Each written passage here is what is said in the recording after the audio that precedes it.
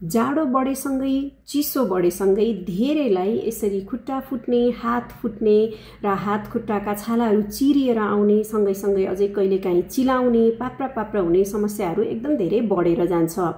यो विभिन्न कारणले गर्दा हुन्छ, तर यहाँहरूले पहिलो स्टेपमा घरेलु समाधान यसलाई कसरी गर्ने त? एक नम्बर कुरा, यहाँहरूले दिनभरि काम गरिसकेपछि साँझमा एटलिस्ट 10 देखि 15 मिनट मनतातो सादा पानीमा हात खुट्टा डुबाउनु होला। मिल्छ भने बिहान र बेलुका 2 पटकै गर्नुभएको एकदमै राम्रो।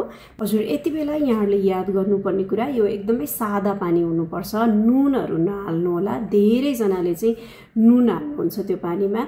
यदि हामीले पानीमा नुन हाल्यौँ भने चाहिँ त्यो नुन पानीले चाहिँ हाम्रो छालामा भएको पानीलाई चाहिँ झनै तानेर हाम्रो छाला चाहिँ अझै ड्राई बनाउँछ र पानीमा डुबाइसकेपछि यसबाट निकालेर यसलाई मजाले सफा कपडाले पुसेर कुनै किसिमको मोइस्चराइजरहरू, धेरै पेट्रोलियम जेली अथवा नरिवलको तेल अथवा ग्लिसरिनमा थोरै पानी मिक्स गरेर यहाँहरूले प्रयोग गर्न सक्नुहुन्छ।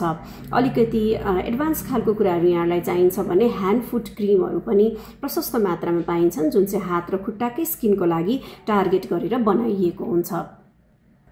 अर्को कुरा, विशेष गरी हामीले डिटर्जेन्टको आइटमहरू प्रयोग गर्दा, जस्तो लुगा धुने साबुन, भाँडा माझ्ने साबुन, त्यस्तै गरी पूजा भाँडा माझ्ने पिताम्बरी जस्ता केमिकलहरू हातको लागि एकदमै धेरै हार्स हुन्छन्, कडा हुन्छन् र यो चिजहरू फ्रिक्वेन्टली प्रयोग गर्दाखेरिमा चाहिँ हात फुट्ने समस्या चाहिँ अझै ज्यादा बढेर जान्छ।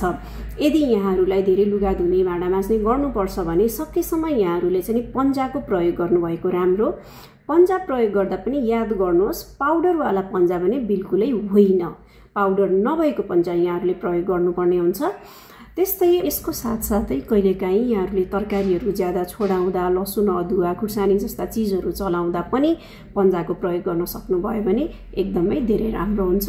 हात धुँदाखेरिमा यहाँहरूले चाहिँ सकेसम्म ह्यान्ड वासहरू प्रयोग गर्नुहोला र हात धोइसके पछाडि पनि तुरुन्त मोइस्चराइजर चाहिँ लगाउने बानी गर्नुहोला।